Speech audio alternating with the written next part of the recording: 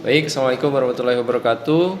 Sebelumnya kalian menonton video mengenai bentuk-bentuk komunikasi bisnis, bentuk dasar. Dan kali ini Bapak akan menjelaskan mengenai unsur-unsur dan proses komunikasi bisnis. Yang tentunya bahwa komunikasi bisnis itu kan namanya komunikasi pasti terdiri dari unsur-unsur atau elemen pembentuk komunikasi tersebutnya. Jadi kalau ada bangunan itu pasti bangunan itu terdiri dari batu bata, semen, genteng kan gitunya. Tapi kalau komunikasi itu pasti terdiri dari unsur-unsur yang Bapak akan jelaskan ini.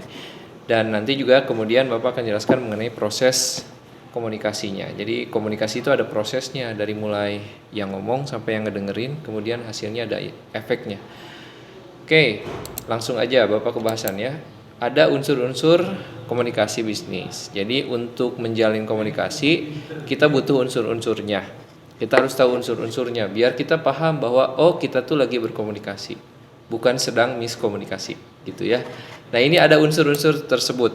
Yang pertama adalah Bapak tandain warna merah nih, komunikator. Jadi komunikasi itu harus ada orang yang ngomongnya, orang yang memberikan pesannya itu siapa. Jadi kalau nggak ada atau halusinasi, itu berarti nggak ada komunikatornya. Itu diri sendiri, Anda sendiri yang sedang ngomong gitu kan. Kemudian ada komunikan, ada yang ngedengerinnya, ada objeknya, ada yang menerima pesan dari kamu, menerima informasi dari kamu. Kalau nggak ada, berarti kamu lagi bicara sama tembok. Kamu harus bicara sama orang lain yang kemudian orang itu ada penerimanya. Kemudian ada pesan yang disampaikan, kamu mau menyampaikan apa sih gitu. Ya, apa pesan yang kamu sampaikan? Kemudian ada medianya, kamu pakai media apa? Pakai WhatsApp kah? Atau secara langsung seperti ini? Walaupun secara langsung seperti ini juga pakai media juga kan gitu ya. Bisa pakai telepon, bisa melalui udara. Katanya kalau di luar angkasa nggak akan kedengaran suara karena tidak ada media perantara suara tersebut. Jadi ruang hampa udara kalau di luar angkasa.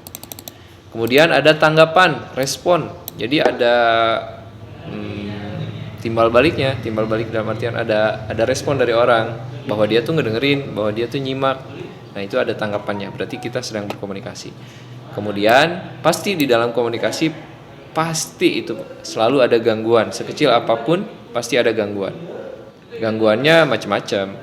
Gangguannya bisa dari noise suara motor air racking yang lewat, padahal kamu itu pada saat itu lagi ngomongin yang serius, jadi tiba-tiba hilang, ngeblank. Atau gangguannya bisa gangguan hal lain, misalkan kamu lagi lapar, kamu kondisinya lagi sedih, kamu kondisinya lagi secara psikis tidak siap menerima informasi, itu juga namanya adalah gangguan. Jadi unsur-unsur informasi ini, unsur-unsur komunikasi ini ada 6, silahkan dicatat saja ya. Nih. Lalu kemudian ada namanya proses komunikasi. Proses komunikasi itu ada beberapa proses yang akan dilakukan. Yang pertama adalah siapa. Jadi sebelum kita berkomunikasi kita harus sadar dulu siapa yang berkomunikasinya, audiensnya siapa, pendengarnya siapa. Jadi kita tuh kalau ngomong sama anak kecil kayak gimana ngomongnya, kalau ngomong sama orang dewasa kayak gimana, karena kita tahu ngomong sama siapa, sama orang dewasa, sama anak kecil, karena kita tahu siapa yang lagi berbicara, siapa yang lagi mendengarkan, pesertanya siapa aja. Kita harus tahu dulu. Kalau nggak tahu ya nanti kita akan bingung mengatakan apa kan gitu. Sehingga yang kedua poinnya adalah mengatakan apa, say what gitu. Ini teori dari Laswell ya. Ini teori dari Laswell. Menyatakan apa yang diomongin, karena kita udah tahu ke siapa ngomongnya, karena itu kita tahu apa yang harus kita omongin dengan kata-kata yang bagaimana kan gitu ya. Dengan pesan seperti apa yang dimengerti sama orang yang akan menerima omongan kita. Kemudian ada melalui media yang mana. Jadi kita kadang ada ngomong dengan seseorang tuh ada yang harus pakai WhatsApp, kadang ada pesan yang nggak bisa lewat WhatsApp, harus ketemu langsung, baru pesan itu bisa tersampaikan. Ada, itu beda-beda. Karena itu proses komunikasi yang harus kita lakukan, apalagi dalam bisnis kita harus mempertimbangkan menggunakan media apa nih yang cocok gitu. Kemudian pada siapa? Pada siapa ini kita ngomongnya ke siapa? Kalau tadi kan siapa yang ngomong. Contoh, saya akan berbicara. Kalau ngomong itu kita harus tahu diri dulu, siapa yang ngomong. Kan ini siapa nih? Nih, kita harus tahu dulu kita itu siapa, sehingga yang kita omongin tuh kita pantas ngomongin apa. Kita sadar diri. Misalkan kalau kita dokter ya, kita ngomongin soal kesehatan karena kita dokter. Kalau kita bukan dokter, kita ngomong kesehatan, banyak orang yang pasti nggak akan percaya gitu. Kalau ada yang orang percaya berarti bodoh banget gitu, karena kan dia bukan ahlinya, tapi kok layak dipercaya. Kemudian kepada siapa itu dalam artian kita ngomong ke siapa. Kalau saya itu sebagai ahli medis, maka saya harus ngomongnya ke siapa. Misalkan ngomong ke pasien, ngomong ke siapa. Jadi kita paham ke siapa yang kita omongin itu gitu ya. Ditujukan kepada siapa informasinya. Kalau ke pelanggan berarti kita harus informasikan sesuai dengan keinginan pelanggan, yang ingin didengarkan pelanggan, yang ingin diketahui oleh pelanggan. Jadi kita tahu betul pelanggan kita siapa, yang outputnya kepada apa pengaruhnya. Jadi pengaruhnya itu kemana? Nih, pengaruhnya ini with what effect katanya. Pengaruhnya itu ya ke pembelian gitu. Ke pembelian. Gimana caranya agar kita bisa, tujuannya adalah bisa orang tersebut membeli produk kita. Itu kenapa? Karena prosesnya kita sudah sadar kepada siapa kita ngomong, kemudian pakai media apa, secara langsung atau lewat telepon atau lewat WhatsApp. Kita tahu bagaimana cara membuat kata-katanya, copywritingnya yang benar, gitu ya, deskripsi produknya yang benar supaya mempengaruhi orang, gimana caranya, kemudian menyatakan apa gitu kan. Dan yang paling jelas siapa kita. Makanya nanti ada di komunikasi bisnis atau di marketing itu ada teknik branding. Jadi kalau misalkan brand kita belum laku, kita harus ngomong gimana. Kalau brand kita udah gede, kata-kata apa yang layak kita ucapkan gitu, banyak lah. Nah nanti untuk materi selanjutnya akan dibahas itu. Nah ini sebagai gambaran proses dari komunikasi bisnis. Ini Bapak akan perbesar. Nah pertama ini ada komunikator. Di dalam komunikator pasti ada gagasan, ide, perencanaan. Mau ngomong apa sih? Mau mempengaruhi siapa sih? Apa yang akan kita dapatkan dari omongan kita ini gitu. Omongan kita ini jangan jadi sia-sia. Jadi hasilnya harus menjadi pembelian atau kesepakatan bisnis.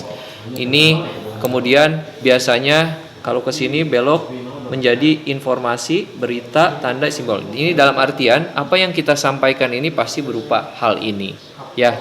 Informasi, berita, tanda-tanda itu komunikasi nonverbal ya. Kayak misalkan kalau bersemangat, halo Bapak Ibu, selamat datang kembali di toko kita. Ini kita lagi ada di toko kue loh. Bapak Ibu, kue kita ini lagi ada promo. Nah, itu kan berarti kita lagi menyampaikan informasi, lagi menyampaikan berita. Dengan tanda-tandanya misalkan ya kita bersemangat nih karena ngasih semangat ke orang lain, ke pelanggan kita. Dengan simbol-simbol, misalkan ada simbol-simbol di tokonya itu Ramadan sale gitu. Karena kita ini sedang memeriahkan Ramadan atau yang terdekat HUT RI gitu. Makanya kita di sini akan memberikan promo kepada Bapak Ibu semua yang datang ke toko kue kami. Toko kue kami ini yang tadinya harganya 100.000 sekarang hanya dipotong diskon jadi 5.000 aja Bapak Ibu. Nah, misalkan gitu ya. Nah, kemudian ini bisa berbentuk lisan atau tulisan di sini ya. Nah, kemudian ini pesan itu pasti keterima sama komunikan kalau kita sudah rencanakan dengan prosesnya. Nah, ujung-ujungnya harus ada kesamaan persepsi. Kesamaan persepsi itu ya apa yang kita sampaikan, maksud dan tujuannya tersampaikan ke penerima dengan makna yang kita inginkan gitu. Jadi sama-sama punya persepsi yang sama. Kalau udah begitu berarti kita komunikator yang sukses. Bukan berarti dia harus beli dan lain-lain, karena kalau beli dan lain-lain itu gimana reaksi mereka, gimana reaksi dan tanggapan mereka. Karena kan ada yang nanggapinya, wah 5.000 mahal banget nah, gitu. Ada yang nanggapinnya justru ini mah murah, bisa kita bisa banget gitu buat nyampein ini gitu kan. Nah ini tandanya bahwa reaksi dan tanggapan itu penting dari penerima komunikat. Itu akan mempengaruhi bisnis kita. Baik, terima kasih banyak yang sudah menyaksikan. Nanti ada kuis buat kalian. Ini silahkan diisi di Google Form yang nanti Bapak akan berikan ya, mengenai kalau kita berkomunikasi itu ada etikanya. kita harus mengenal etika, ngomong sama orang, ngomong sama yang lebih tinggi, lebih muda dari kita, lebih tua dari kita. Nah, apa yang dimaksud dengan etika itu di dalam berkomunikasi? Kalian silahkan isi, nanti Google Form-nya ada, sambil di situ ada nama kalian yang harus diisi lah intinya. Nanti Bapak akan periksa tanggapan kalian di Google Form. Sampai ketemu lagi di pertemuan selanjutnya.